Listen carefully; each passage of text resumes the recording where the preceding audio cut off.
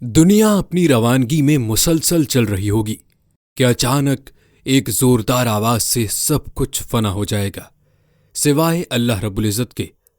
پھر دوسری بار آواز آئے گی اور ساری کائنات اپنی اپنی قبروں سے اٹھ کر ننگے بدن ننگے پاؤں میدان محشر کی طرف دوڑیں گے۔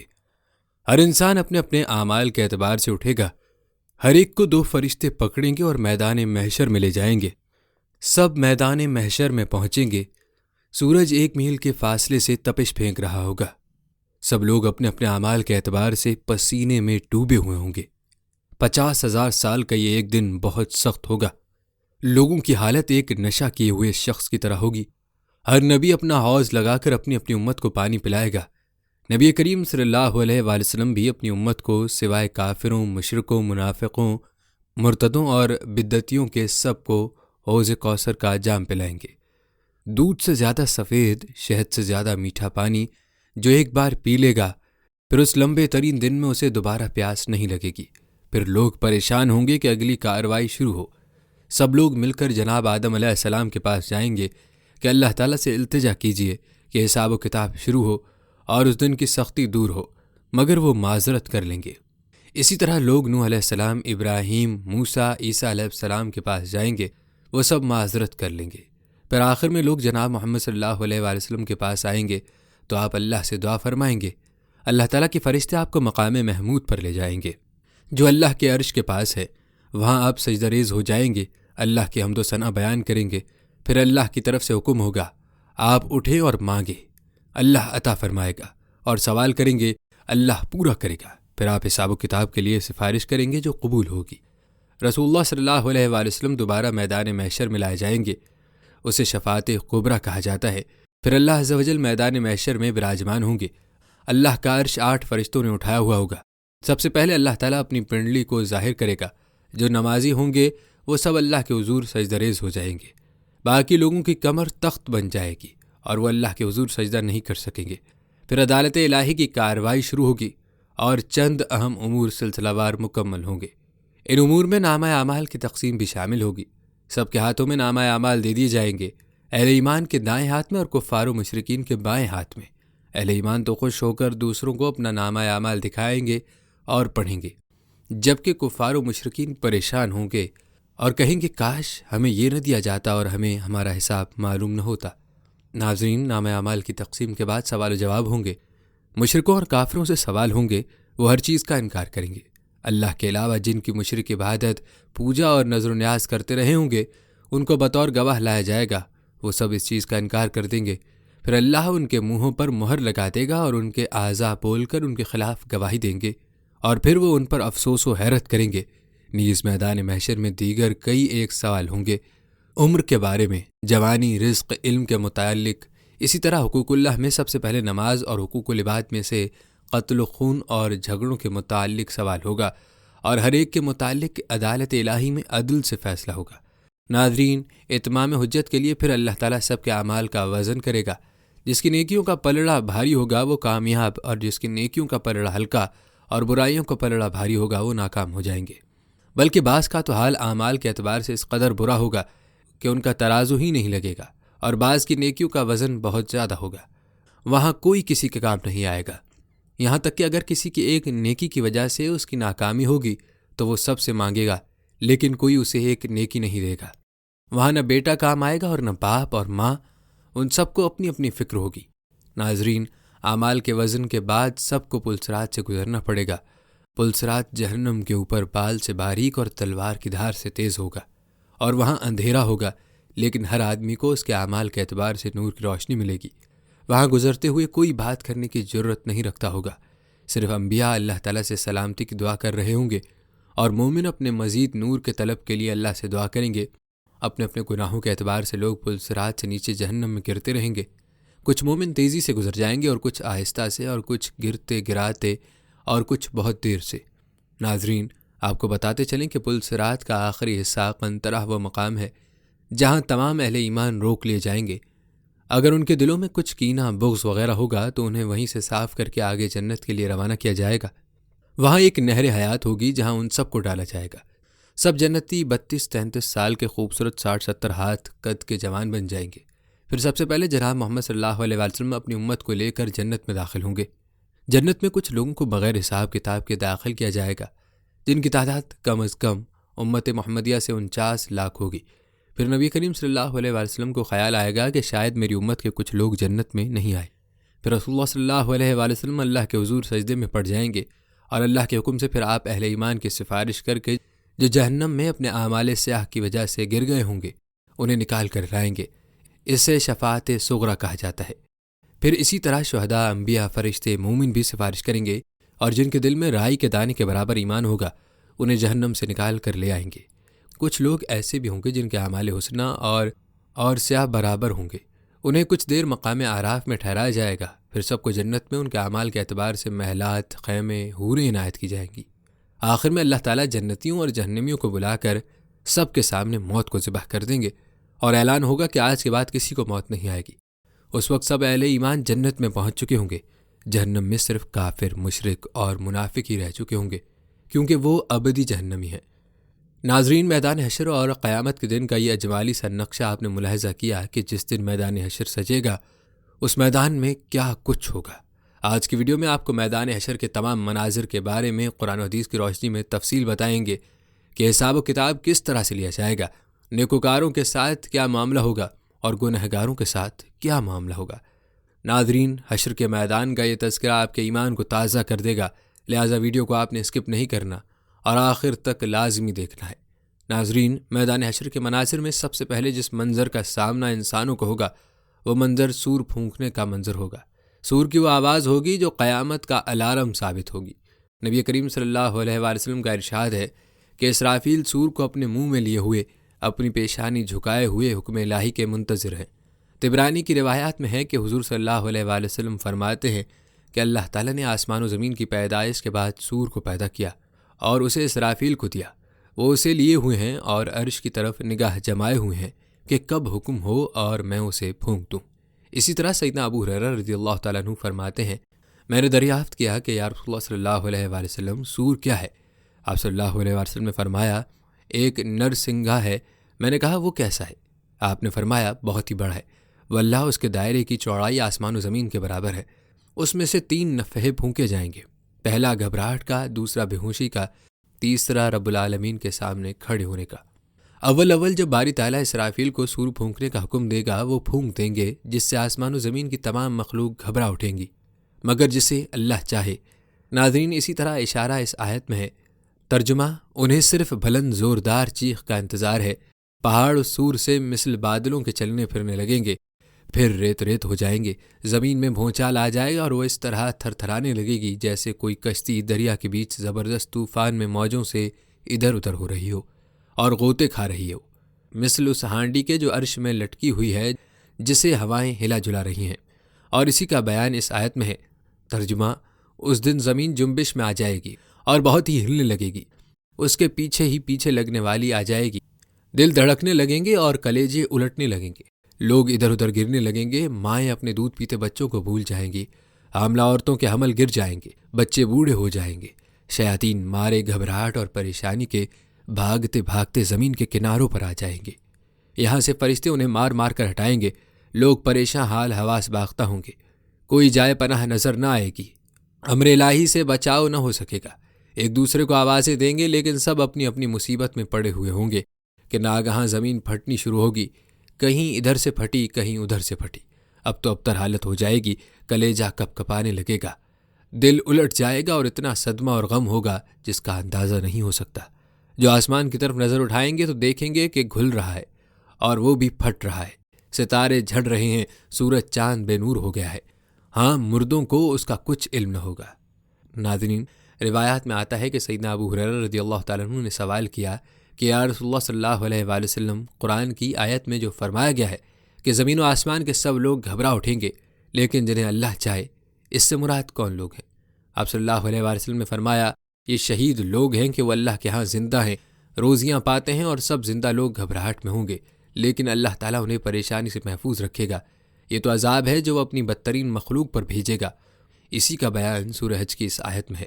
ترجمہ، اے لوگوں اپنے رب سے ڈرو، یاد رکھو قیامت کا زلزلہ بہت بڑی چیز ہے، جس دن تم اسے دیکھ لوگے ہر ایک دودھ پلانے والی اپنے دودھ پیتے بچے سے غافل ہو جائے گی، ہر حمل والی کا حمل گر جائے گا، تو دیکھا جائے گا کہ سب لوگ بے ہوش ہوں گے، حالانکہ وہ نشہ پیے ہوئے نہیں بلکہ اللہ کے سخت عذابوں نے انہیں بدحواس کر رکھا ہے۔ اور فرمایا کہ یہی حالت رہے گی جب تک اللہ چاہے، یعنی بہت دیر تک یہی گھبراہٹ کا عالم رہے گا۔ پھر اللہ تبارک و تعالیٰ جبرائیل کو بے ہوشی کے نفخے کا حکم دے گا۔ اس نفخے کے پھونکتے ہی زمین و آسمان کی تمام مخلوق بے ہوش ہو جائے گی مگر جسے اللہ چاہے، اور اچانک سب کے سب مر جائیں گے۔ ملک الموت اللہ کے حضور میں حاضر ہو کر عرض کریں گے کہ اے باری تعالیٰ، زمین آسمان کی تمام مخلوق مر گئی مگر جسے تو نے چاہا۔ اللہ تعالیٰ باوجود علم کے سوال کرے گا کہ یہ بتاؤ اب باقی کون کون ہے؟ وہ جواب دیں گے تو باقی ہے، تجھ پر کبھی فنا نہیں۔ اور عرش کے اٹھانے والے فرشتے اور جبرائیل و میکائیل، اس وقت عرش کو زبان ملے گی اور وہ کہے گا اے پروردگار، کیا جبرائیل و میکائیل علیہ السلام بھی مریں گے؟ اللہ فرمائے گا میں نے اپنے عرش سے نیچے والوں پر سب پر موت لکھ دی ہے، چنانچہ یہ دونوں بھی فوت ہو جائیں گے۔ پھر ملک الموت رب جبار و قہار کے پاس آئیں گے اور خبر دیں گے کہ جبرائیل و میکائیل علیہ السلام بھی انتقال کر گئے۔ اللہ تعالیٰ علم کے باوجود پھر دریافت فرمائے گا کہ اب باقی کون ہے؟ ملک الموت جواب دیں گے کہ باقی ایک تو ہے، ایسی بقا والا جس پر فنا ہے ہی نہیں، اور تیرے عرش کے اٹھانے والے۔ اللہ فرمائے گا عرش کے اٹھانے والے بھی مر جائیں گے، اس وقت وہ بھی مر جائیں گے۔ پھر اللہ کے حکم سے اسرافیل علیہ السلام سے سور کو عرش لے لے گا۔ ملک الموت حاضر ہو کر عرض کریں گے کہ یا اللہ، عرش کے اٹھانے والے فرشتے بھی مر گئے۔ اللہ تعالیٰ دریافت فرمائے گا حالانکہ وہ خوب جانتا ہے کہ اب باقی کون رہا۔ ملک الموت جواب دیں گے ایک تو جس پر موت ہے ہی نہیں، اور ایک تیرا غلام میں۔ اللہ تبارک و تعالیٰ فرمائے گا تو بھی میری مخلوق میں سے ایک مخلوق ہے، تجھے میں نے ایک کام کے لیے پیدا کیا تھا جسے تو کر چکا، اب تو بھی مر جا۔ چنانچہ وہ بھی مر جائیں گے۔ اب اللہ تعالیٰ اکیلا باقی رہ جائے گا، جو غلبے والا یا گانگت والا، بغیر ماں باپ اور بغیر اولاد کے ہے۔ جس طرح مخلوق کے پیدا کرنے سے پہلے وہ یکتا اور اکیلا تھا، پھر آسمانوں اور زمینوں کو وہ اس طرح لپیٹ لے گا جیسے دفتری کاغذ کو لپیٹتا ہے۔ پھر انہیں 3 مرتبہ الٹ پلٹ کرے گا اور فرمائے گا میں جبار ہوں، میں کبریائی والا ہوں۔ پھر 3 مرتبہ فرمائے گا آج ملک کا مالک کون ہے؟ کوئی نہ ہوگا جو جواب دے تو خود ہی جواب دے گا، اللہ واحد و قہار۔ ناظرین، قرآن میں ہے ترجمہ، اس دن آسمان و زمین بدل دیے جائیں گے، اللہ تعالیٰ انہیں پھیلا دے گا اور کھینچ دے گا جس طرح چمڑا کھینچا جاتا ہے، کہیں کوئی اونچ نیچ باقی نہ رہے گی۔ پھر ایک الہی آواز کے ساتھ ہی ساری مخلوق اس تبدیل شدہ زمین میں آ جائے گی، اندر والے اندر اور اوپر والے اوپر۔ پھر اللہ تعالیٰ اپنے عرش تلے سے اس پر بارش برسائے گا، پھر آسمان کو حکم ہوگا اور وہ 40 دن تک مینا برسائے گا، یہاں تک کہ پانی ان کے اوپر 12 ہاتھ چڑھ جائے گا۔ پھر جسموں کو حکم ہوگا کہ وہ اگیں، اور وہ اس طرح اگنے لگیں گے جیسے سبزیاں اور ترکاریاں، اور وہ پورے کامل جسم جیسے تھے ویسے ہی ہو جائیں گے۔ پھر حکم فرمائے گا کہ میرے عرش کے اٹھانے والے فرشتے جی اٹھے، چنانچہ وہ زندہ ہو جائیں گے۔ پھر اسرافیل کو حکم ہوگا کہ سور لے کر منہ سے لگا لیں۔ پھر فرمان ہوگا کہ جبرائیل و میکائیل علیہ السلام زندہ ہو جائیں، یہ دونوں بھی اٹھیں گے۔ پھر اللہ تعالیٰ روحوں کو بلائے گا، مومنوں کو روحانی ارواح اور کفار کی ظلماتی روحیں آئیں گی، انہیں لے کر اللہ تعالیٰ سور میں ڈال دے گا۔ پھر اسرافیل علیہ السلام کو حکم ہوگا کہ اب سور پھونک دو، چنانچہ بعض کا سور پھونکا جائے گا، جس سے ارواح اس طرح نکلیں گی جیسے شہد کی مکھیاں، تمام خلا ان سے بھر جائے گا۔ پھر رب تعالیٰ کا ارشاد ہوگا کہ مجھے اپنی عزت و جلال کی قسم ہے، ہر روح اپنے اپنے جسم میں چلی جائے۔ چنانچہ سب روحیں اپنے اپنے جسموں میں نتھنوں کے راستے چلی جائیں گی، اور جس طرح زہر رگ و پے میں اثر کر جاتا ہے، روح روئے روئے میں دوڑ جائے گی۔ پھر زمین پھٹ جائے گی اور لوگ اپنی قبروں سے نکل کھڑے ہوں گے، اور آپ صلی اللہ علیہ وآلہ وسلم نے فرمایا سب سے پہلے میرے اوپر سے زمین شک ہوگی۔ ارشاد باری تعالیٰ ہے لوگ نکل کر دوڑتے ہوئے اپنے رب کی طرف چل دیں گے، اس وقت کافر کہیں گے کہ آج کا دن بڑا بھاری ہے۔ ناظرین، اس دن سب ننگے پیروں ننگے بدن بے ختنہ ہوں گے، ایک میدان میں بقدر 70 سال کے کھڑے رہیں گے، نہ ان کی طرف نگاہ اٹھائی جائے گی، نہ ان کے درمیان فیصلے کیے جائیں گے۔ لوگ بے طرح گریہ وزاری میں مبتلا ہوں گے، یہاں تک کہ آنسو ختم ہو جائیں گے اور خون آنکھوں سے نکلنے لگے گا، پسینہ اس قدر آئے گا کہ منہ تک یا ٹھوڑیوں تک اس میں ڈوبے ہوئے ہوں گے۔ آپس میں کہیں گے آؤ کسی سے کہیں کہ وہ ہماری شفاعت کرے، ہمارے پروردگار سے عرض کرے کہ وہ آئے اور ہمارے فیصلے کرے، تو کہیں گے کہ اس کے لائق ہمارے باپ آدم علیہ السلام سے بہتر کون ہوگا، جنہیں اللہ نے اپنے ہاتھ سے پیدا کیا، اپنی روح ان میں پھونکی اور آمنے سامنے ان سے باتیں کی۔ چنانچہ سب مل کر آپ علیہ السلام کے پاس آ جائیں گے اور سفارش طلب کریں گے، لیکن آدم علیہ السلام صاف انکار کر جائیں گے اور فرمائیں گے مجھ میں اتنی قابلیت نہیں۔ پھر وہ اسی طرح ایک ایک نبی علیہ السلام کے پاس جائیں گے، اور سب انکار کر دیں گے۔ حضور صلی اللہ علیہ وآلہ وسلم فرماتے ہیں پھر سب کے سب میرے پاس آئیں گے، میں عرش کے آگے جاؤں گا اور سجدے میں گر پڑوں گا۔ اللہ تعالیٰ میرے پاس فرشتہ بھیجے گا، وہ میرا بازو تھام کر مجھے سجدے سے اٹھائے گا۔ اللہ تعالیٰ فرمائے گا اے محمد صلی اللہ علیہ وآلہ وسلم، میں جواب دوں گا کہ ہاں اے میرے رب۔ اللہ عز و جل باوجود عالم کل ہونے کے مجھ سے دریافت فرمائیں گے کہ کیا بات ہے؟ میں کہوں گا یا اللہ تو نے مجھ سے شفاعت کی قبولیت کا وعدہ فرمایا ہے، اپنی مخلوق کے بارے میں میری شفاعت کو قبول فرما اور ان کے فیصلوں کے لیے تشریف لیا۔ رب العالمین فرمائے گا میں نے تیری سفارش قبول کی اور میں آ کر تم میں فیصلے کیے دیتا ہوں۔ میں لوٹ کر لوگوں کے ساتھ ٹھہر جاؤں گا کہ ناگہاں آسمانوں سے ایک بہت بڑا دھماکہ سنائی دے گا جس سے لوگ خوفزدہ ہو جائیں گے۔ اتنے میں آسمان کے فرشتے اترنے شروع ہوں گے جن کی تعداد کل انسانوں اور سارے جنوں کے برابر ہوگی۔ جب وہ زمین کے قریب پہنچیں گے تو ان کے نور سے زمین جگمگا اٹھے گی، وہ صفیں باندھ کر کھڑے ہو جائیں گے۔ ہم سب ان سے دریافت کریں گے کہ کیا تم میں ہمارا رب آیا ہے؟ وہ جواب دیں گے نہیں۔ پھر اس تعداد سے بھی زیادہ تعداد میں اور فرشتے آئیں گے۔ آخر ہمارا رب عز و جل ابر کے سائے میں نزول فرمائے گا اور فرشتے بھی اس کے ساتھ ہوں گے۔ اس کا عرش اس دن 8 فرشتے اٹھائے ہوں گے۔ یاد رہے کہ اس وقت عرش کے اٹھانے والے 4 فرشتے ہیں، ان کے قدم آخری نیچے والی زمین کی تہ میں ہیں۔ زمین و آسمان ان کے نصف جسم کے مقابلے میں ہے، ان کے کندھوں پر عرش الہی ہے، ان کی زبانیں ہر وقت اللہ تبارک و تعالیٰ کی پاکیزگی کے بیان میں تر ہیں، ان کی تسبیح یہ ہے۔ پھر اللہ جس جگہ چاہے گا اپنی کرسی زمین پر رکھے گا اور بلند آواز سے فرمائے گا اے جنوں اور انسانوں، میں نے تمہیں جس دن سے پیدا کیا تھا اس دن سے آج تک میں خاموش رہا، تمہاری باتیں سنتا رہا، تمہارے اعمال دیکھتا رہا۔ سنو، تمہارے اعمال نامے میرے سامنے پڑھے جائیں گے۔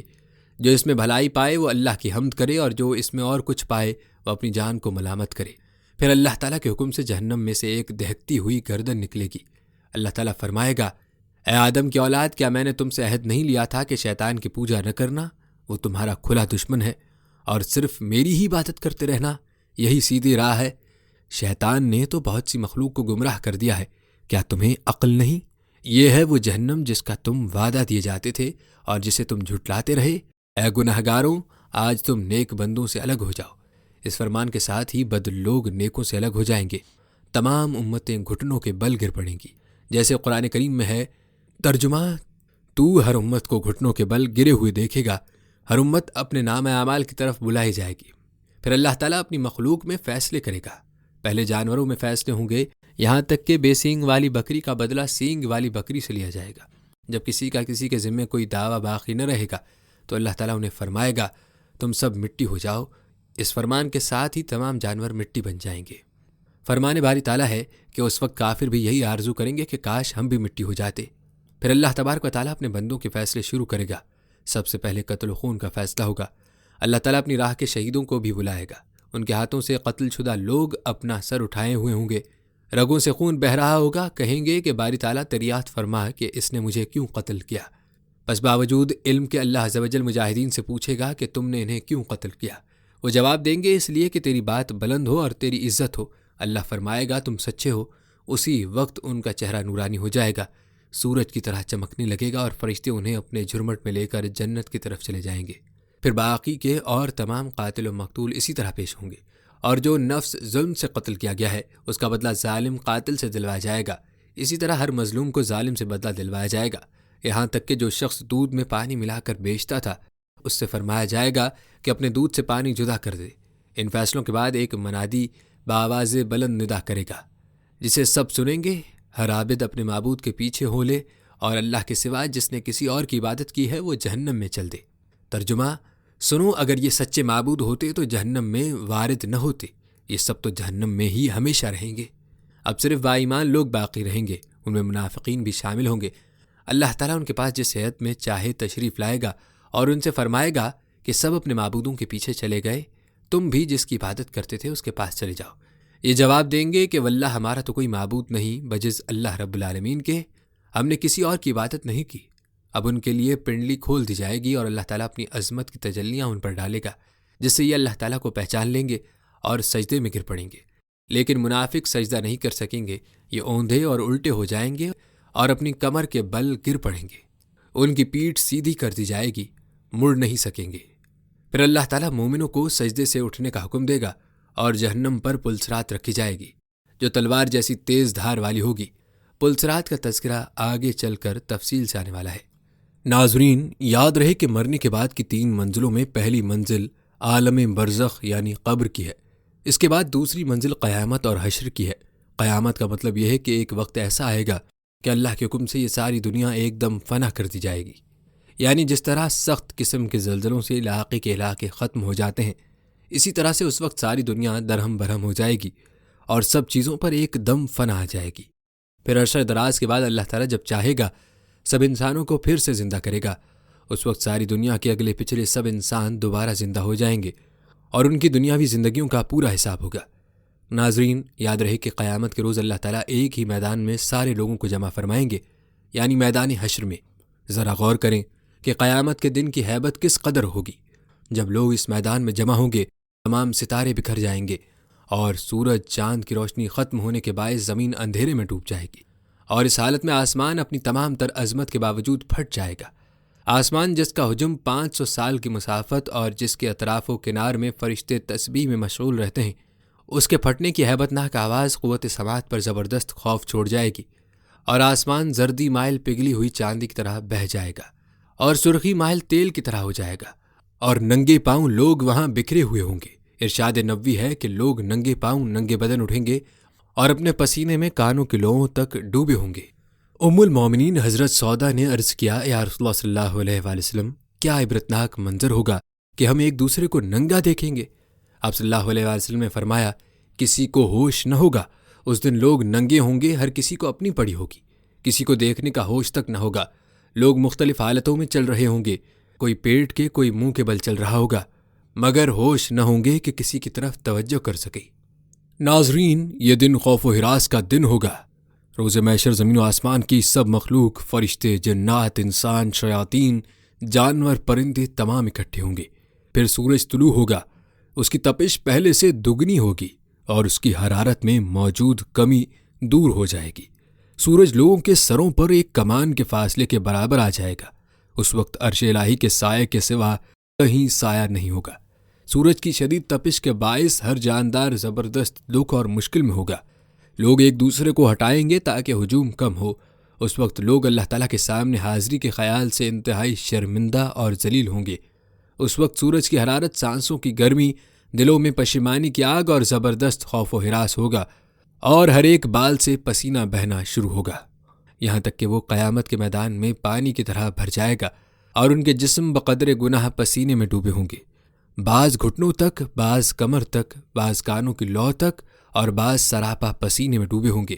حضرت ابن عمر سے روایت ہے، حضور صلی اللہ علیہ وآلہ وسلم نے فرمایا، لوگ بارگاہ الہی میں کھڑے ہوں گے، یہاں تک کہ بعض لوگ کانوں تک پسینے میں غرق ہوں گے۔ ناظرین، میدان حشر میں لوگ بے چینی کے عالم میں ہوں گے۔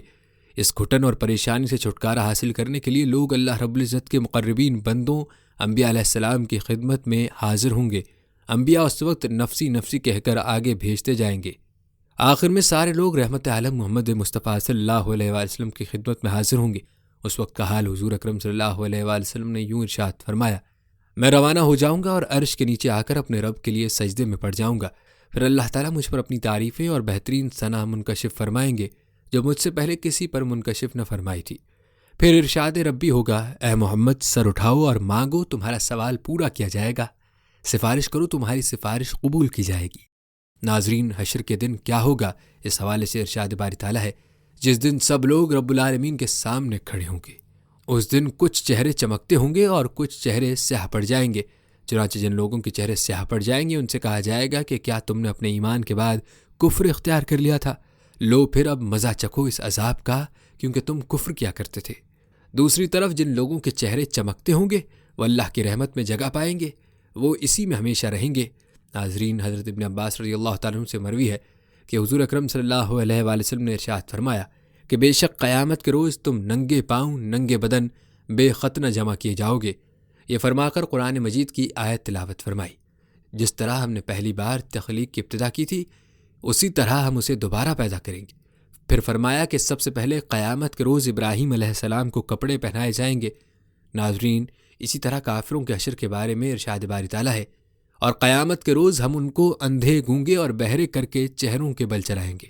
یاد رہے کہ اللہ تعالیٰ کے دین سے دنیا میں جن لوگوں نے آنکھیں پھیری اور مالک حقیقی کی آیات سن کر قبول کرنے اور اقرار کرنے کے بجائے سب سنی انسنی کر دیں، ان کی آنکھوں اور کانوں اور زبانوں کی طاقتیں سلب کر لی جائیں گی اور گونگے بہرے ہو کر اٹھیں گے۔ یہ ابتدائے حشر کا ذکر ہے۔ پھر آنکھیں اور زبانیں اور کان کھول دیے جائیں گے تاکہ محشر کے حالات اور اس کی سختیاں دیکھ سکیں اور حساب کتاب کے موقع پر ان سے جواب سوال کیے جائیں۔ ناظرین، میدان حشر میں بے نمازیوں کا حشر کیا ہوگا یہ بھی ملاحظہ کر لیں۔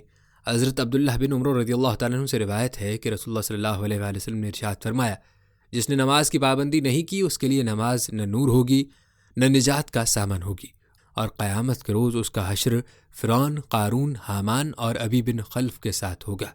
اسی طرح قرآن مجید پڑھ کر اور یاد کر کے بھول جانے والے کے حشر کے بارے میں فرمایا۔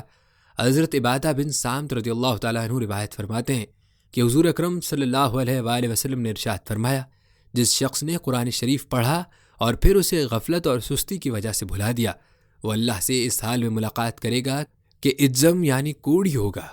نعوذ باللہ من ذالک۔ کتنا بڑا نقصان ہے اور کتنا سخت عذاب ہے ایسے لوگوں کے لیے جو قرآن پاک یاد کرنے کے بعد بھلا دیں۔ اس حوالے سے ہر مسلمان کو محتاط رہنا چاہیے اور قرآن پاک سے غفلت نہیں برتنی چاہیے۔ ناظرین، اسی طرح زکوٰۃ نہ دینے والے کے حشر کے بارے میں فرمایا۔ حضرت ابو ہریرہ رضی اللہ تعالیٰ عنہ روایت فرماتے ہیں کہ حضرت رسول کریم صلی اللہ علیہ وآلہ وسلم نے ارشاد فرمایا کہ جسے اللہ نے مال دیا اور اس نے اس کی زکوٰۃ ادا نہ کی تو قیامت کے روز اس کا مال گنجا سانپ بنا دیا جائے گا، جس کی آنکھوں پر ابھرے ہوئے 2 نقطے ہوں گے۔ وہ سانپ توق بنا کر اس کے گلے میں ڈال دیا جائے گا۔ پھر سانپ اس کی دونوں بانچھوں کو پکڑ کر کہے گا، میں تیرا مال ہوں، میں تیرا خزانہ ہوں۔ پھر آپ صلی اللہ علیہ وآلہ وسلم نے یہ آیت تلاوت فرمائی، اور جو لوگ اللہ کے دیے ہوئے میں بخل کرتے ہیں جو اس نے ان کو اپنے فضل سے دیا ہے، وہ یہ خیال نہ کریں کہ یہ ان کے حق میں بہتر ہے، بلکہ یہ ان کے لیے وبال ہے۔ انہیں عنقریب قیامت کے روز اس مال کا طوق پہنایا جائے گا جس میں انہوں نے بخل کیا تھا۔ ناظرین، میدان حشر میں زمین غصب کرنے والے کا حشر کیا ہوگا؟ اس حوالے سے حضور اکرم صلی اللہ علیہ وآلہ وسلم نے ارشاد فرمایا، جس نے ظلماً ایک بالش زمین بھی لی اس کو اللہ تعالیٰ مجبور کرے گا کہ اتنا کھودے کہ 7ویں زمین کے آخر تک پہنچ جائے۔ پھر قیامت کے دن ختم ہونے تک جب تک کہ لوگوں میں فیصلہ نہ ہو، وہ 7 زمینیں اس کے گلے میں توق کی طرح ڈال دی جائیں گی۔ کتنا سخت معاملہ ہے، لیکن افسوس کہ آج دنیا کے لالچ کی وجہ سے لوگوں کی آنکھوں پر پٹی بندھی ہوئی ہے اور دوسروں کی زمین پر قبضہ کرنے کو کچھ سمجھا ہی نہیں جاتا۔ لیکن کل میدان حشر میں کس ذلت کا اور عذاب کا سامنا ہوگا آپ نے ملاحظہ کر ہی لیا۔ ناظرین، یہ تھا تذکرہ چند گناہ گاروں کا جو میدان حشر میں ہوگا۔ اس کے علاوہ میدان حشر میں ایسے لوگ بھی ہوں گے جو اللہ کے سائے میں رہیں گے، جیسا کہ حضرت ابو ہریرہ رضی اللہ تعالیٰ عنہ سے روایت ہے کہ حضور اکرم صلی اللہ علیہ وآلہ وسلم نے ارشاد فرمایا کہ 7 شخصوں کو اس دن اللہ اپنے سائے میں رکھے گا جبکہ اس کے سائے کے علاوہ اور کسی کا سایہ نہ ہوگا۔ نمبر 1، مسلمانوں کا منصف بادشاہ۔ نمبر 2، وہ جوان جس نے اللہ کی عبادت میں زندگی گزاری۔ نمبر 3، وہ مرد جس کا دل مسجد میں لگا رہتا ہے جب وہ مسجد سے نکلتا ہے جب تک وہ واپس نہ آ جائے، اس کا جسم باہر اور دل مسجد کے اندر رہتا ہے۔ نمبر 4، وہ 2 شخص جنہوں نے آپس میں اللہ کے لیے محبت کی، اسی محبت کی وجہ سے جمع ہوتے ہیں اور اسی کو دل میں رکھتے ہوئے جدا ہو جاتے ہیں۔ نمبر 5، وہ شخص جس نے تنہائی میں اللہ کو یاد کیا اور اس کے آنسو نکلے۔ نمبر 6، وہ مرد جس کو صاحب حسن اور ذی جاہ عورت نے برے کام کے لیے بلایا اور اس نے صاف جواب دے دیا کہ میں اللہ سے ڈرتا ہوں۔ نمبر 7، وہ شخص جس نے ایسا چھپا کر صدقہ دیا کہ اس کے بائیں ہاتھ کو خبر نہ ہوئی کہ داہنے ہاتھ نے کیا خرچ کیا۔ ناظرین، یہاں پر ہر مسلمان کو اپنے بارے میں یہ سوچنا چاہیے کہ کیا وہ ان 7 لوگوں میں شامل ہے یا نہیں۔ اگر نہیں ہے تو اس کو چاہیے کہ کوشش کرے کہ ان لوگوں میں شامل ہو جائے تاکہ میدان حشر میں اس کو عرش کا سایہ نصیب ہو سکے کہ جس دن اس سائے کے علاوہ کوئی سایہ نہ ہوگا۔ ذرا تصور کریں کہ گرمیوں کا دن ہو اور لوگ میدان میں موجود ہوں تو کڑی دھوپ سے بچنے کے لیے ہر کوئی سائے کی تلاش میں ہوتا ہے، لیکن میدان حشر میں جب سورج سوا نیزے پر ہوگا تو ہمارا کیا حال ہوگا۔ اس لیے چاہیے کہ ایسے دن کی تیاری اسی زندگی میں کر لی جائے تاکہ میدان حشر میں عرش کا سایہ نصیب ہو۔ ناظرین، ان 7 لوگوں کے علاوہ بھی کچھ خوش نصیب لوگ ہوں گے جن میں میدان حشر میں نور کا تاج پہننے والے خوش نصیب بھی ہوں گے، جیسا کہ حضرت معاذ جہنی رضی اللہ تعالیٰ عنہ روایت فرماتے ہیں کہ حضور اکرم صلی اللہ علیہ وآلہ وسلم نے ارشاد فرمایا کہ جس نے قرآن پڑھا اور اس پر عمل کیا، قیامت کے روز اس کے والدین کو ایک تاج پہنایا جائے گا جس کی روشنی آفتاب کی اس روشنی سے بھی اچھی ہوگی جو دنیا کے گھروں میں اس وقت ہوتی ہے جب کہ آفتاب تمہارے گھروں میں ہو۔ اب تم یہ بتاؤ کہ جب اس کے والدین کا یہ حال ہوگا تو خود جس نے اس پر عمل کیا ہوگا اس کا کیسا اعزاز ہوگا۔ ناظرین، روایات میں آتا ہے کہ میدان حشر میں لوگ اپنے باپوں کے نام سے بلائے جائیں گے، جیسا کہ حضرت ابو درداء رضی اللہ تعالیٰ عنہ فرماتے ہیں کہ رسول اللہ صلی اللہ علیہ وآلہ وسلم نے ارشاد فرمایا کہ تم قیامت کے روز اپنے ناموں اور اپنے باپوں کے ناموں کے ساتھ بلائے جاؤ گے، لہٰذا تم اپنے نام اچھے رکھو۔ ناظرین، تذکرہ ہو میدان حشر کا اور حوض کوثر کا تذکرہ نہ کیا جائے، یہ کیسے ہو سکتا ہے؟ ارشاد باری تعالیٰ ہے، اے پیغمبر یقین جانو ہم نے تم کو کوثر عطا کی ہے۔ حضرت انس بن مالک رضی اللہ تعالیٰ عنہ روایت کرتے ہیں کہ ایک روز ہمارے درمیان رسول اللہ صلی اللہ علیہ وآلہ وسلم تشریف فرما تھے۔ اچانک آپ پر کچھ کیفیت طاری ہو گئی۔ کچھ دیر کے بعد مسکراتے ہوئے سر اٹھایا۔ ہم نے عرض کیا، یا رسول اللہ، آپ کے مسکرانے کا سبب کیا ہے؟ فرمایا، ابھی مجھ پر ایک سورت اتری ہے۔ پھر حضور صلی اللہ علیہ وآلہ وسلم نے سورہ کوثر پڑھی اور ارشاد فرمایا، کیا تم کو معلوم ہے کوثر کیا چیز ہے؟ ہم نے عرض کیا، اللہ اور اس کے رسول ہی بخوبی واقف ہیں۔ فرمایا، یہ ایک نہر ہے جس کو عطا کرنے کا وعدہ مجھ سے میرے رب نے کر لیا ہے، اس میں بہت سی خوبیاں جمع ہیں۔ قیامت کے دن اسی حوض پر میری امت اترے گی، اس کے ظروف ستاروں کی تعداد کے برابر ہوں گے۔ اسی طرح حضرت عبداللہ بن عمرو بن عاص رضی اللہ تعالیٰ عنہ سے روایت ہے کہ رسول اکرم صلی اللہ علیہ وآلہ وسلم نے ارشاد فرمایا، میرے حوض کی مسافت ایک مہینے کی ہے اور اس کے دونوں کنارے بالکل برابر ہیں، یعنی اس کی لمبائی چوڑائی برابر ہے، اس کا پانی چاندی سے زیادہ سفید ہے اور اس کی خوشبو مشک سے بھی اچھی ہے، اور اس کے کوزے آسمان کے تاروں کی طرح بے شمار ہیں۔ جو اس کا پانی پی لے گا اس کو کبھی پیاس نہیں لگے گی۔ ناظرین، جس طرح میدان حشر میں قیامت کے دن عرش کے سائے کے علاوہ کوئی سایہ نہ ہوگا، اسی طرح اس دن حوض کوثر کے علاوہ کوئی پانی نہ ہوگا۔ اب خود ہی سوچ لیں کہ میدان حشر کی گرمی میں پیاس کی شدت کیا ہوگی، اور ان حالات میں ایسے بندوں کے لیے یہ پانی ہوگا جس کے بارے میں فرما دیا کہ اس پانی کو پی لینے کے بعد بندے کو پیاس نہیں لگے گی۔ اللہ تعالیٰ سے دعا ہے کہ اللہ تعالیٰ ہمیں بھی نبی کریم صلی اللہ علیہ وآلہ وسلم کے ہاتھوں سے حوض کوثر کا یہ پانی نصیب فرمائے، آمین۔ ناظرین، سب سے پہلے حوض پر پہنچنے والے خوش نصیب کون ہوں گے؟ اس حوالے سے یہ روایت ملاحظہ فرمائیں۔ حضرت عبداللہ بن عمر رضی اللہ تعالیٰ عنہ روایت فرماتے ہیں کہ حضرت صلی اللہ علیہ وآلہ وسلم نے فرمایا کہ میرا حوض اتنا بڑا ہے جتنا ادن اور عمان کے درمیان فاصلہ ہے، برف سے زیادہ ٹھنڈا اور شہد سے زیادہ میٹھا اور مشک سے بہتر اس کی خوشبو ہے، اس کے پیالے آسمان کے ستاروں سے بھی زیادہ ہیں۔ جو اس میں سے ایک مرتبہ پی لے گا اس کے بعد کبھی بھی پیاسا نہ ہوگا۔ سب سے پہلے پینے کے لیے اس پر مہاجر فقراء آئیں گے۔ کسی نے سوال کیا کہ یا رسول اللہ صلی اللہ علیہ وآلہ وسلم، ان کا حال بتا دیجیے۔ ارشاد فرمایا، یہ وہ لوگ ہیں دنیا میں جن کے سروں کے بال بکھرے ہوئے اور چہرے بھوک اور محنت و تھکن کے باعث بدلے ہوئے تھے، اور اچھی عورتیں ان کے نکاح میں نہیں دی جاتیں، اور ان کے معاملات کی خوبی کا یہ حال تھا کہ ان کے ذمے جو حق کسی کا ہوتا تھا تو سب چکا دیتے ہیں، اور ان کا جو حق کسی پر ہوتا تھا تو پورا نہیں لیتے بلکہ چھوڑ دیتے ہیں۔ ناظرین، روایات کے مطابق بعض لوگوں کو حوض کوثر سے ہٹایا بھی جائے گا۔ یہ کون لوگ ہوں گے؟ اس حوالے سے یہ روایت ملاحظہ فرمائیں۔ حضرت سہل بن سعد رضی اللہ تعالیٰ عنہ سے روایت ہے کہ رسول اکرم صلی اللہ علیہ وآلہ وسلم نے ارشاد فرمایا کہ یقین جانو قیامت کے روز حوض پر تمہارا میرا سامنا ہوگا، جو میرے پاس ہو کر گزرے گا پی لے گا، اور جو پی لے گا کبھی پیاسا نہ ہوگا۔ پھر ارشاد فرمایا، ایسے ضرور ہوگا کہ پینے کے لیے میرے پاس ایسے لوگ آئیں گے جن کو میں پہچانتا ہوں گا اور وہ مجھے پہچانتے ہوں گے۔ پھر میرے اور ان کے درمیان آڑ قائم کر دی جائے گی۔ میں کہوں گا یہ تو میرے آدمی ہیں۔ اس پر کہا جائے گا کہ آپ نہیں جانتے ہیں کہ آپ کے بعد انہوں نے کیا نئی چیزیں نکالی تھیں۔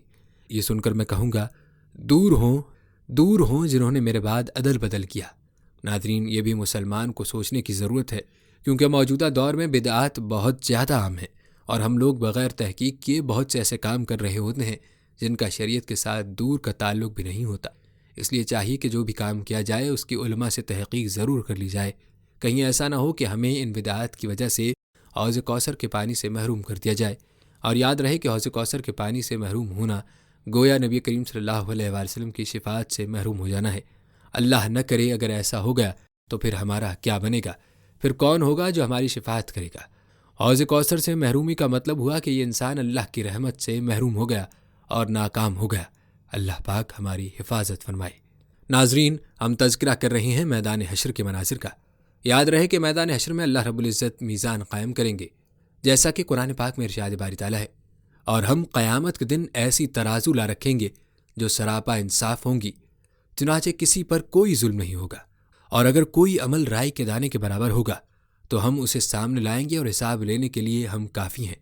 ناظرین، اس آیت میں واضح فرمایا گیا ہے کہ قیامت کے دن صرف یہی نہیں کہ تمام لوگوں سے انصاف ہوگا، بلکہ اس کا بھی اہتمام کیا جائے گا کہ انصاف سب لوگوں کو آنکھوں سے نظر آئے۔ اس غرض کے لیے اللہ تعالیٰ ایسی ترازو سب کے سامنے نصب فرمائیں گے جن میں انسانوں کے اعمال کو تولا جائے گا اور اعمال کے وزن کے حساب سے انسانوں کے انجام کا فیصلہ ہوگا۔ انسان جو عمل بھی کرتا ہے اس دنیا میں اگرچہ ان کا نہ کوئی جسم نظر آتا ہے اور نہ ان میں کسی وزن کا احساس ہوتا ہے، لیکن آخرت میں اللہ تعالیٰ ان کا وزن کرنے کی ایسی صورت پیدا فرمائیں گے جن سے اعمال کی حقیقت واضح ہو جائے۔ ناظرین، اگر انسان سردی گرمی جیسی چیزوں کو تولنے کے لیے نئے نئے آلات ایجاد کر سکتا ہے تو ظاہر ہے کہ اللہ تعالیٰ اس بات پر بھی قادر ہے کہ وہ ان اعمال کو تولنے کا عملی مظاہرہ فرما دے۔ یاد رہے کہ اللہ رب العزت ہمیشہ سے ساری مخلوق کے اعمال سے واقف ہیں۔ اگر قیامت کے میدان میں صرف اپنی معلومات کی بنا پر اعمال کی جزا و سزا دیں تو ان کو اس کا بھی حق ہے، لیکن میدان حشر میں ایسا نہ کیا جائے گا، بلکہ بندوں کے سامنے ان کے اعمال نامے پیش کیے جائیں گے اور وزن ہوگا، گواہیاں ہوں گی، مجرمین انکاری بھی ہوں گے اور دلیل سے جرم کا اثبات بھی کیا جائے گا، تاکہ سزا بھگتنے والے یوں نہ کہہ سکیں کہ ہم کو ظلماً بلا وجہ عذاب میں ڈالا گیا، جیسا کہ سورہ انعام میں فرمایا۔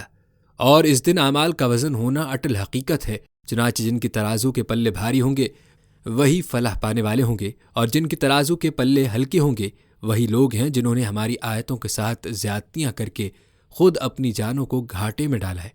ناظرین، حضرت سلمان رضی اللہ تعالیٰ عنہ سے روایت ہے کہ حضرت صلی اللہ علیہ وآلہ وسلم نے فرمایا کہ قیامت کے روز اعمال تولنے کی ترازو رکھتی جائے گی اور وہ اس قدر لمبی چوڑی ہوگی، اگر اس میں سارے آسمان و زمین رکھ کر تول دیے جائیں تو سب اس میں آ جائیں۔ اس کو دیکھ کر فرشتے بارگاہ خداوندی میں عرض کریں گے کہ یہ کس کے لیے تولے گی؟ اللہ جل شانہ فرمائیں گے، میں اپنی مخلوق میں سے جس کے لیے حساب کرنے کے واسطے تول قائم کروں گا اس کے لیے یہ تولے گی۔ یہ سن کر فرشتے عرض کریں گے، اے اللہ، آپ پاک ہیں، جیسا عبادت کا حق ہے ہم نے ایسی عبادت آپ کی نہیں کی۔ ناظرین، آج بعض لوگ اپنی گفتگو میں ایسے جملے کہہ دیتے ہیں کہ کفار ہم سے اچھے ہیں کیونکہ وہ اچھے کام کرتے ہیں، یا یوں کہتے ہیں کہ نیکیوں کے کام تو کفار کر رہے ہیں جو مسلمانوں کو کرنے چاہیے۔ تو یاد رہے کہ میدان حشر میں کفار کی نیکیاں بے وزن ہوں گی۔ اس حوالے سے قرآن پاک میں ارشاد باری تعالیٰ ہے، کہہ دو کہ کیا ہم تمہیں بتائیں کہ کون لوگ ہیں جو اپنے اعمال میں سب سے زیادہ ناکام ہیں؟ یہ وہ لوگ ہیں کہ اس دنیاوی زندگی میں ان کی ساری دوڑ دھوپ سیدھے راستے سے بھٹکی رہی اور وہ سمجھتے رہے کہ وہ بہت اچھا کام کر رہے ہیں۔ یہ وہی لوگ ہیں جنہوں نے اپنے مالک کی آیتوں کا اور اس کے سامنے پیش ہونے کا انکار کیا، اس لیے ان کا سارا کیا دھرا غارت ہو گیا۔ چنانچہ قیامت کے دن ہم ان کا کوئی وزن شمار نہیں کریں گے۔ یہ ہے جہنم کی شکل میں ان کی سزا، کیونکہ انہوں نے کفر کی روش اختیار کی تھی اور میری آیتوں اور میرے پیغمبروں کا مذاق بنایا تھا۔ ناظرین، بیان کی گئی آیات میں یہ بات واضح ہے کہ کفار چاہے جتنے بھی اچھے کام کر لیں، جیسی بھی نیکیاں کر لیں، ان کی نیکیوں کا وزن نہ ہوگا، کیونکہ نیکیوں کے وزن کے لیے ایمان شرط ہے، اللہ تعالیٰ کے شرک سے اجتناب شرط ہے۔ ناظرین، ذرا سوچیں کہ قیامت کے دن اگر اللہ تعالیٰ کی رحمت سے اگر محرومی ہو گئی تو کیا ہوگا؟ آئیے آپ کو بتاتے ہیں کہ حدیث کی روشنی میں کون لوگ ہوں گے جو اللہ کی رحمت سے محروم ہوں گے۔ اس حوالے سے حضرت ابو ذر رضی اللہ تعالیٰ عنہ سے مروی ہے کہ حضور اکرم صلی اللہ علیہ وآلہ وسلم نے فرمایا، قیامت کے دن 3 قسم کے لوگوں پر اللہ تعالیٰ نظر رحمت نہیں فرمائیں گے اور نہ ان کو پاک و صاف فرمائیں گے، اور ان کے لیے دردناک عذاب ہے۔ ہم نے عرض کیا، وہ کون لوگ ہیں یا رسول اللہ؟ ایسے لوگ تو بہت ہی ناکام اور خسارے میں۔ آپ نے فرمایا، احسان جتانے والا، اپنے لباس کو ٹخنوں سے نیچے لٹکانے والا، جھوٹی قسم کھا کر مال فروخت کرنے والا۔ ناظرین، ہر مسلمان کو چاہیے کہ خود کو ان گناہوں سے دور رکھے، ان گناہوں سے بچنے کی کوشش کرے، کہیں ایسا نہ ہو کہ کل کو میدان حشر میں اللہ کی رحمت سے محروم ہو جائے۔ اور یاد رہے کہ اللہ کی رحمت سے اگر کوئی محروم ہو گیا تو وہ کس کے در پر جائے گا؟ اللہ پاک سے دعا ہے کہ اللہ تعالی ہماری حفاظت فرمائے، آمین۔ ناظرین، اب بات کرتے ہیں میدان حشر میں نماز کے حساب کے حوالے سے۔ حضرت ابو ہریرہ رضی اللہ تعالیٰ عنہ نے فرمایا کہ میں نے رسول اللہ صلی اللہ علیہ وآلہ وسلم سے سنا ہے کہ بے شک قیامت کے روز بندے کے اعمال میں سے پہلے اس کی نماز کا حساب کیا جائے گا، پس اگر نماز ٹھیک نکلی تو وہ کامیاب اور بامراد ہوگا، اور اگر نماز خراب نکلی تو نامراد اور نقصان اٹھانے والا ہوگا۔ پس اس کے فرضوں میں کوئی کمی رہ جائے گی تو پروردگار عالم فرمائیں گے کہ دیکھو کیا میرے بندے کے کچھ نفل بھی ہیں، پس اگر نوافل نکلے تو جو فرضوں میں کمی ہوگی نوافل کے ذریعے پوری کر دی جائے گی، پھر نماز کے بعد اس کے باقی اعمال کا اسی طرح حساب ہوگا۔ یہاں ہر کسی کو اپنا محاسبہ کر لینا چاہیے اور اپنے بارے میں سوچ لینے کی ضرورت ہے کہ آج ہماری نمازوں کا کیا حال ہے۔ یاد رہے کہ نماز اللہ تعالیٰ نے انسان پر فرض فرمائی ہے اور انسان کو چاہیے کہ اس فرض میں کوتاہی نہ کرے۔ کل قیامت میں کامیابی کا دار و مدار بھی اسی نماز پر ہے اور دنیا کی کامیابی بھی اسی نماز میں ہے، اس لیے چاہیے کہ نماز کی مکمل پابندی کی جائے۔ ناظرین، روایات بتاتی ہیں کہ میدان محشر میں نماز کے علاوہ 5 چیزوں کا سوال ضرور ہوگا، جیسا کہ حضرت عبداللہ بن مسعود رضی اللہ تعالیٰ عنہ فرماتے ہیں کہ حضرت صلی اللہ علیہ وآلہ وسلم نے ارشاد فرمایا کہ قیامت کے روز انسان کے قدم حساب کی جگہ سے نہ ہٹ سکیں گے جب تک کہ اس سے 5 چیزوں کا سوال نہ ہو جائے گا۔ عمر کا سوال ہوگا کہ کن مشاغل میں فنا کر دی، جوانی کا سوال ہوگا کہ کہاں ضائع کر دی، مال کا سوال ہوگا کہ کہاں سے کمایا اور کہاں خرچ کیا، علم کا سوال ہوگا کہ جو علم تھا اس پر کتنا عمل کیا۔ ناظرین، ہر انسان، خاص طور پر مسلمان کو یہ سوچنا چاہیے کہ آیا وہ ان سوالوں کی تیاری کر رہا ہے یا نہیں، کیا وہ اللہ تعالیٰ کو ان سوالوں کا جواب دے پائے گا یا نہیں۔ اگر نہیں تو آج موقع ہے، اللہ نے چانس دیا ہوا ہے، آج ہمیں ان سوالات کی تیاری کر لینی چاہیے، موت کے ساتھ یہ چانس ختم ہو جائے گا۔ ناظرین، کیا آپ جانتے ہیں کہ میدان محشر میں سب سے بڑا مفلس کون ہوگا؟ اس حوالے سے حضرت ابو ہریرہ رضی اللہ تعالیٰ عنہ کی یہ روایت ملاحظہ فرمائیں۔ فرماتے ہیں کہ حضرت صلی اللہ علیہ وآلہ وسلم نے ایک مرتبہ اپنے صحابہ سے سوال فرمایا، کیا تم جانتے ہو کہ مفلس کون ہے؟ صحابہ نے عرض کیا، ہم تو اسے مفلس سمجھتے ہیں کہ جس کے پاس درہم، روپیہ، پیسہ اور مال و اسباب نہ ہوں۔ اس کے جواب میں حضرت صلی اللہ علیہ وآلہ وسلم نے ارشاد فرمایا، میری امت میں سے مفلس وہ ہے جو قیامت کے روز نماز اور روزے اور زکوٰۃ لے کر آئے گا، یعنی اس نے نمازیں بھی پڑھی ہوں گی اور روزے بھی رکھے ہوں گے اور زکوٰۃ بھی ادا کی ہوگی، اور ان سب کے باوجود اس حال میں میدان حشر آئے گا کہ کسی کو گالی دی ہوگی اور کسی کو تہمت لگائی ہوگی اور کسی کا ناحق مال کھایا ہوگا اور کسی کا خون بہایا ہوگا اور کسی کو بیجا اور ناحق مارا ہوگا، اور چونکہ قیامت کا دن انصاف اور صحیح فیصلوں کا دن ہوگا، اس لیے اس شخص کا فیصلہ اس طرح کیا جائے گا جس کی حق تلفی کی تھی سب کو اس کی نیکیاں بانٹ دی جائیں گی، کچھ نیکیاں اس حقدار کو دے دی جائیں گی اور کچھ نیکیاں اس حقدار کو دے دی جائیں گی۔ پھر اگر حقوق پورا نہ ہونے سے پہلے اس کی نیکیاں ختم ہو جائیں گی تو حقداروں کے گناہ اس کے سر پر ڈال دیے جائیں گے، پھر اس کو دوزخ میں ڈال دیا جائے گا۔ ناظرین، کتنے افسوس کا مقام ہوگا کہ نیکیاں کرنے کے باوجود بھی یہ انسان دوزخ میں جائے گا۔ اس لیے چاہیے کہ کسی پر کسی قسم کی زیادتی کرنے سے اجتناب کیا جائے۔ اللہ پاک سے دعا ہے کہ ہماری ایسی گناہوں سے حفاظت فرمائے جن کی وجہ سے ہمیں نیکیوں سے محروم کر دیا جائے۔ ناظرین، ہر مسلمان کو چاہیے کہ وہ اللہ تعالیٰ سے آسان حساب کی دعا مانگے، اور اس کی حدیث پاک میں بھی تاکید ہے، جیسا کہ حضرت عائشہ رضی اللہ تعالیٰ عنہ سے روایت ہے کہ میں نے ایک نماز میں حضرت صلی اللہ علیہ وآلہ وسلم کو یہ دعا کرتے ہوئے سنا، اے اللہ، مجھ سے آسان حساب لیجیے۔ میں نے عرض کیا، یا نبی اللہ، آسان حساب کا کیا مطلب ہے؟ ارشاد فرمایا، آسان حساب یہ ہے کہ اعمال نامے میں صرف نظر کر کے درگزر کر دیا جائے اور چھان بین نہ کی جائے۔ یہ حقیقت ہے کہ جس کا چھان بین کر کے حساب لیا گیا وہ ہلاک ہوا۔ ناظرین، یاد رہے کہ قیامت کے مناظر میں سے ایک منظر پل صراط کا بھی ہوگا۔ پل صراط کے حوالے سے حضرت حذیفہ اور حضرت ابو ہریرہ رضی اللہ تعالیٰ عنہما فرماتے ہیں کہ رسول اللہ صلی اللہ علیہ وآلہ وسلم نے ارشاد فرمایا، قیامت کے دن صفت امانت اور صلہ رحمی کی ایک شکل دے کر چھوڑ دیا جائے گا۔ یہ دونوں چیزیں پل صراط کے دائیں بائیں کھڑی ہو جائیں گی تاکہ اپنی رعایت کرنے والوں کی سفارش اور نہ رعایت کرنے والوں کی شکایت کریں۔ تمہارا پہلا قافلہ پل صراط سے بجلی کی طرح تیزی کے ساتھ گزر جائے گا۔ راوی کہتے ہیں، میں نے عرض کیا، میرے ماں باپ آپ پر قربان، بجلی کی طرح تیز گزرنے کا کیا مطلب ہے؟ آپ نے ارشاد فرمایا، کیا تم نے بجلی کو نہیں دیکھا کہ وہ پل بھر میں گزر کر لوٹ بھی آتی ہے؟ اس کے بعد گزرنے والے ہوا کی طرح تیزی سے گزریں گے، پھر تیز پرندوں کی طرح، پھر جمع مردوں کے دوڑنے کی رفتار سے۔ غرض ہر شخص کی رفتار اس کے اعمال کے مطابق ہوگی، اور تمہارے نبی صلی اللہ علیہ وآلہ وسلم پل صراط پر کھڑے ہو کر کہہ رہے ہوں گے، اے میرے رب، ان کو سلامتی سے گزار دیجیے۔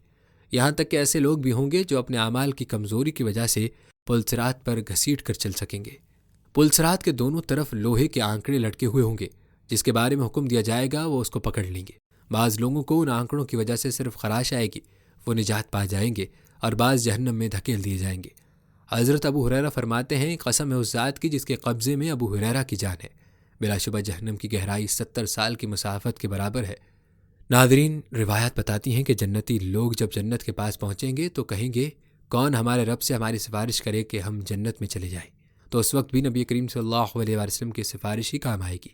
نبی کریم صلی اللہ علیہ وآلہ وسلم فرماتے ہیں، پس لوگ میرے پاس آئیں گے، میں اللہ کے سامنے 3 شفاعتیں کروں گا، میں جاؤں گا جنت کے پاس، پہنچ کر دروازے کا کنڈا پکڑ کر کھٹکھٹاؤں گا، مجھے مرحبا کہا جائے گا اور خوش آمدید کہا جائے گا۔ میں جنت میں جا کر اپنے رب کو دیکھ کر سجدے میں گر پڑوں گا اور وہ حمد و ثنا جناب باری کی بیاں کروں گا جو کسی نے نہ کی ہو۔ پھر اللہ تعالیٰ فرمائے گا، اے محمد صلی اللہ علیہ وآلہ وسلم، اپنا سر اٹھاؤ، شفاعت کرو، قبول کی جائے گی، مانگو، ملے گا۔ میں سر اٹھاؤں گا، اللہ تعالیٰ تو دلوں کے بھید بھی جانتا ہے، تاہم وہ دریافت فرمائے گا کہ کیا کہنا چاہتے ہو؟ میں کہوں گا اے اللہ تو نے میری شفاعت کو قبول فرمانے کا وعدہ کیا ہے۔ چنانچہ اللہ تعالیٰ میری شفاعت ان جنتیوں کے بارے میں قبول فرمائے گا اور انہیں جنت کے داخلے کی اجازت ہو جائے گی۔ واللہ جیسے تم اپنے گھر سے اپنے بال بچوں سے آگاہ ہو، اس سے بہت زیادہ یہ جنتی اپنی جگہ اور اپنی بیویوں سے واقف ہوں گے۔ ناظرین، یاد رہے کہ بعض لوگ ایسے بھی ہوں گے جنہیں ان کی بدعمالیوں اور گناہوں نے تباہ کر رکھا ہے۔ وہ جہنم میں جائیں گے، اپنے اپنے اعمال کے مطابق آگ میں جلیں گے، بعض قدموں تک، بعض آدھی پنڈلی تک، بعض گھٹنے تک، بعض آدھے بدن تک، بعض گردن تک، صرف چہرہ باقی رہ جائے گا، کیونکہ صورت کا بگاڑنا اللہ نے آگ پر حرام کر دیا ہے۔ ناظرین، دوسری شفاعت رسول اللہ صلی اللہ علیہ وآلہ وسلم اللہ تعالیٰ سے اپنی امت کے گنہگار دوزخیوں کی شفاعت کریں گے۔ اللہ تعالیٰ فرمائے گا جاؤ جنہیں پہچانو انہیں نکال لاؤ۔ پھر یہ لوگ جہنم سے آزاد ہوں گے، یہاں تک کہ ان میں سے کوئی باقی نہ رہے گا۔ پھر تو شفاعت کی عام اجازت مل جائے گی۔ کل انبیاء علیہ السلام اور شہداء شفاعت کریں گے۔ اللہ تعالیٰ کا ارشاد ہوگا کہ جس کے دل میں ایک دینار برابر بھی ایمان پاؤ اسے نکال لاؤ۔ پس یہ لوگ بھی آزاد ہوں گے اور ان میں سے بھی کوئی باقی نہ رہے گا۔ پھر فرمائیں گے انہیں بھی نکال لاؤ جس کے دل میں 2 سلس دینار کے برابر ایمان ہو۔ پھر فرمائے گا 1 سلس والوں کو بھی۔ پھر ارشاد ہوگا 1/4 دینار کے برابر والوں کو بھی۔ پھر فرمائے گا 1 قرات کے برابر والوں کو بھی۔ پھر ارشاد ہوگا انہیں بھی جہنم سے نکال لاؤ جن کے دل میں رائی کے دانے کے برابر ایمان ہو۔ بس یہ سب بھی نکل آئیں گے اور ان میں سے ایک شخص بھی باقی نہ بچے گا، بلکہ جہنم میں ایک شخص بھی ایسا نہ رہ جائے گا جس نے خلوص کے ساتھ کوئی نیکی بھی اللہ کی فرما برداری کے ماتحت کی ہو۔ جتنے شفیع ہوں گے سب سفارش کر لیں گے، یہاں تک کہ ابلیس کو بھی امید بن جائے گی اور وہ بھی گردن اٹھا اٹھا کر دیکھے گا کہ شاید کوئی میری بھی شفاعت کرے، کیونکہ وہ اللہ کی رحمت کا جوش دیکھ رہا ہوگا۔ ناظرین، اس کے بعد اللہ تعالیٰ ارحم الراحمین فرمائے گا کہ اب تو صرف میں ہی باقی رہ گیا اور میں تو سب سے زیادہ رحم و کرم کرنے والا ہوں۔ بس اپنا ہاتھ ڈال کر خود اللہ تبارک و تعالیٰ جہنم میں سے لوگوں کو نکالیں گے جن کی تعداد سوائے اس کے اور کوئی نہیں جانتا۔ وہ جلتے جلستے ہوئے کوئلوں کی طرح ہو گئے ہوں گے۔ انہیں نہر حیات میں ڈالا جائے گا جہاں وہ اس طرح اگیں گے جس طرح دانہ اگتا ہے جو کسی دریا کے کنارے بویا گیا ہو، کہ اس کا دھوپ کا رخ تو سبز رہتا ہے اور سائے کا رخ زرد رہتا ہے۔ ان کی گردنوں پر تحریر ہوگا کہ یہ رحمان کے آزاد کردہ ہیں۔ اس تحریر سے انہیں دوسرے جنتی پہچان لیں گے۔ ایک مدت تک تو یوں ہی رہیں گے، پھر اللہ تعالیٰ سے دعا کریں گے کہ اے اللہ یہ حروف بھی مٹ جائیں۔ اللہ عز و جل یہ بھی مٹا دے گا۔ ناظرین، آپ کو بتاتے چلیں کہ اللہ کی ذات سے ایسی ہی مغفرت کی امید رکھنی چاہیے، اور مشہور روایات ہیں کہ آخری جنتی جس کے دل میں ذرہ برابر ایمان ہوگا اس کو دنیا سے 10 گنا بڑی جنت ملے گی۔ اس روایت سے واضح ہوتا ہے کہ ذرہ برابر ایمان والے بھی جہنم سے خلاصی پا کر جنت میں جائیں گے۔ البتہ بیان کی گئی آخری حدیث کے بارے میں آپ کو بتاتے چلیں کہ یہ حدیث غریب ہے، جبکہ اس کے بعض حصوں کے شواہد متفرق احادیث میں ملتے ہیں۔ ناظرین، یہ تھی ہماری آج کی ویڈیو۔ آپ نے قرآن و حدیث کی روشنی میں میدان حشر کے مناظر اور حالات کی تفصیل ملاحظہ کی۔ جانے سے پہلے ویڈیو کو شیئر ضرور کیجیے گا۔ ہم امید کرتے ہیں کہ آپ کو ہماری آج کی ویڈیو ضرور پسند آئی ہوگی۔ ویڈیو کو لائک کریں اور کمنٹ سیکشن میں اپنی رائے کا اظہار ضرور دیں۔ آپ ہمیں کمنٹ سیکشن میں یہ بھی بتا سکتے ہیں کہ آپ کو اگلی ویڈیو کون سے اسلامک ٹاپک پر دیکھنی ہے۔ ناظرین، آپ کی رائے ہمارے لیے بہت اہم ہے۔ جاتے جاتے چینل کو سبسکرائب کیجیے گا۔ ملتے ہیں اگلی ویڈیو میں، تب تک کے لیے اللہ نگہبان۔